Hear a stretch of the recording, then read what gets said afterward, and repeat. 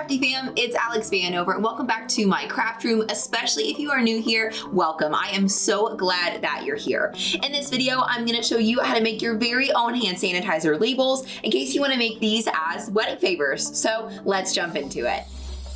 So the first step to creating your hand sanitizer labels is of course to choose a label. And the label I'm going to be using and the one that I recommend is from Creative Union Design. You guys have heard me talk about their Etsy shop before. I just love the work that they do and I think this label is super cute. I think it's very trendy and just fun.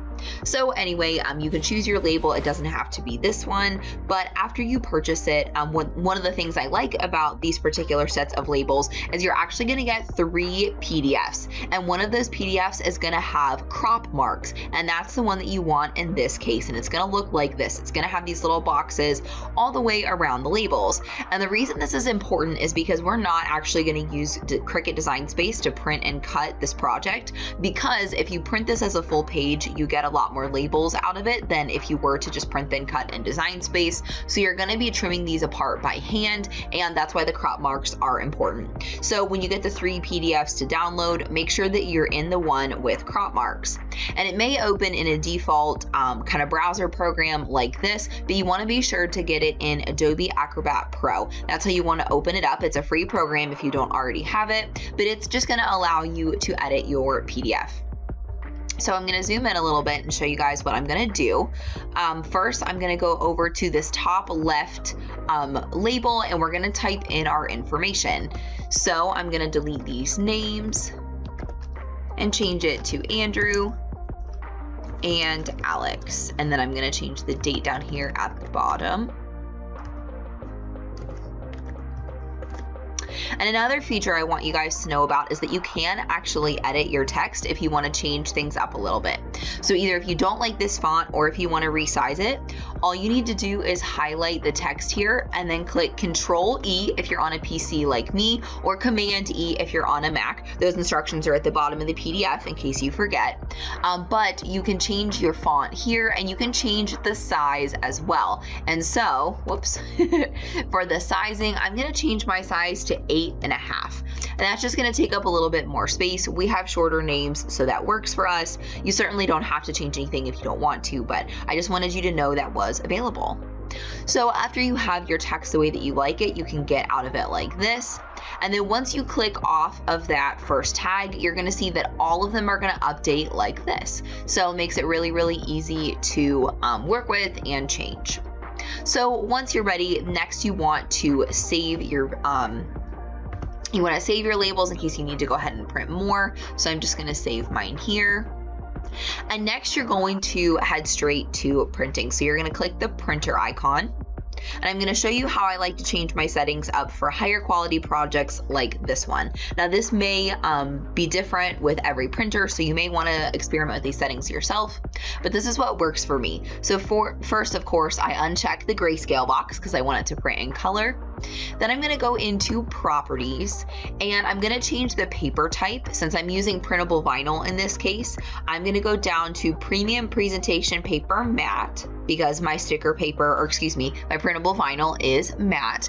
And I'm going to change the quality from standard to high, and that's just going to allow a little bit more ink and a little bit more pigmentation to come out on this print job.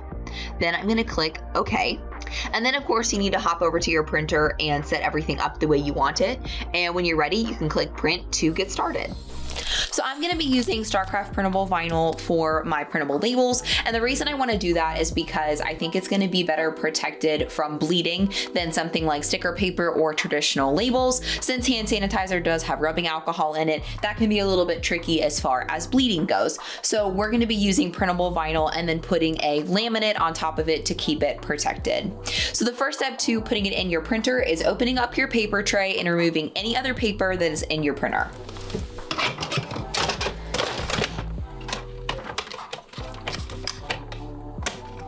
This is helpful in case you print any extra copies, then you won't accidentally print them on plain paper. Then you're going to take just one sheet of the inkjet printable vinyl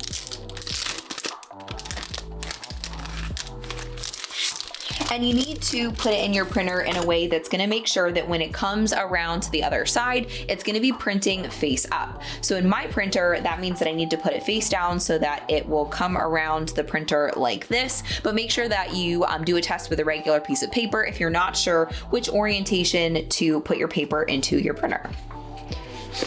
So I think I've got 2 sheets there. No, that's just 1. Okay. So I'm gonna put it into my printer like this.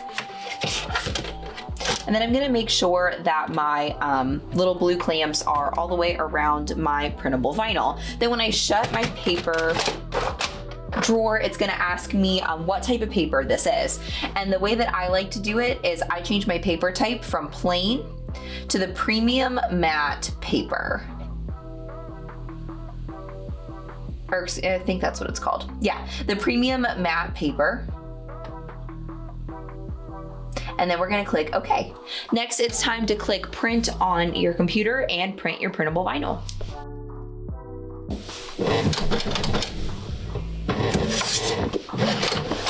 Once your labels are finished being printed, we'll move over to my table so I can show you how to apply the UV laminate and add these labels to your hand sanitizer.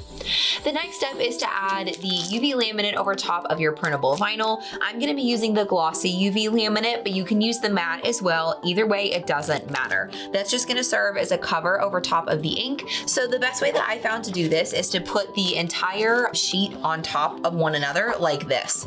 I'm just gonna use my pin pen to get the corner of the UV laminate started, and I'm just going to bend back the backing a little bit, and I'll show you a really easy technique that I found for adding the UV laminate on top of the labels in a really easy way. So I'm just gonna peel back a little bit of the laminate all the way across the top and kind of create a little bit of a strip.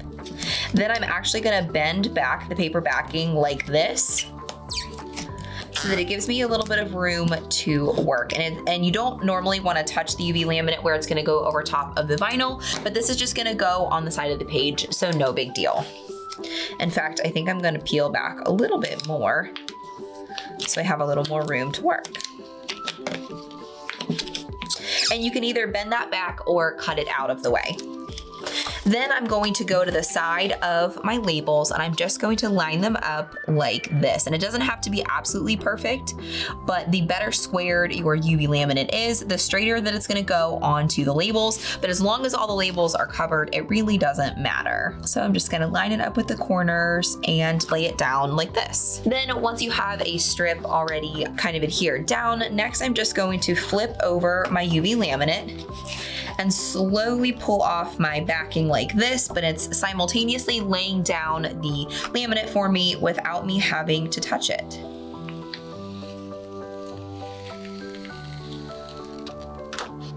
Just like that. You want to go nice and easy and not get in too big of a hurry. And I still got a few wrinkles in there, but we got pretty close. And so I'm not gonna use any of the ones that have wrinkles over top of them, but that's still a really good proportion. And as you can see, I was able to print 32 labels on one single sheet, which is great because that means that if you can fit that many on one sheet, you're not gonna have to cut as many and use as much material. So after you've applied the UV laminate, the next step is to use a paper trimmer like this and trim apart all the labels using these cut marks. Get it a little bit closer so you can see. So these cut marks right here are what are going to guide us to cutting apart our labels. So I like to try to do mine in strips as much as possible because I just think that makes it a little bit easier. So there's actually a small string on the Fiskar paper trimmer that I really like to use. And I'm just gonna line that string up with the bottom line of the labels like this. And you wanna make sure that it's straight all the way up the line of the labels. So as you can see, since my paper's not straight, the lines aren't straight either. So you wanna make sure to straighten out the entire thing before you start cutting. So next, I'm just gonna hold it down and trim them apart.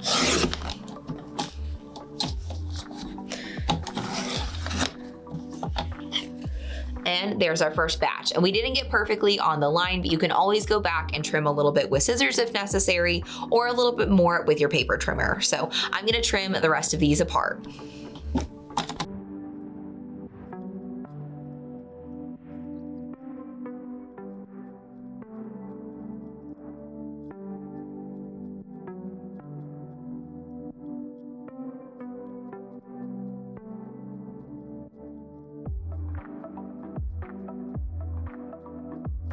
And once they're all cut out, you can just peel them from the backing and stick them directly onto the hand sanitizer bottles. I do not recommend using transfer tape after you've applied UV laminate or really transfer tape over any printable product, so I wouldn't use transfer tape. I would just peel them like a sticker.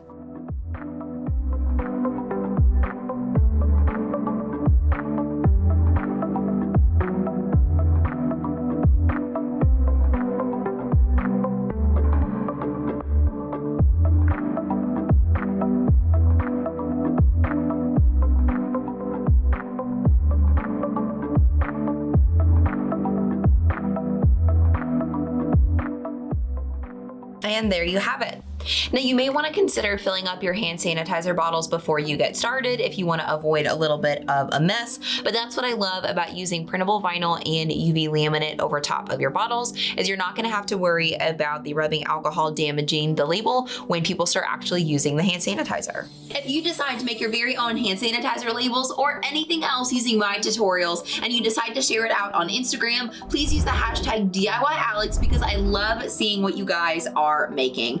And if we haven't already connected on social media, then I would love to get to know you. So please find me at DIYAlexVanover on pretty much all major social platforms. And I'll also put direct links down in the description below so you can find me super easily. If you enjoyed this video and you want to see more just like it, then be sure to subscribe to the DIY Alex YouTube channel and be sure to ring the bell so that you get notified every single time that I put out a new video every single week. But don't wait for next week's video. Be sure to check out this one next. Or if you want to make your DIY dreams come true, be sure to check out this video. I know that you're going to love it.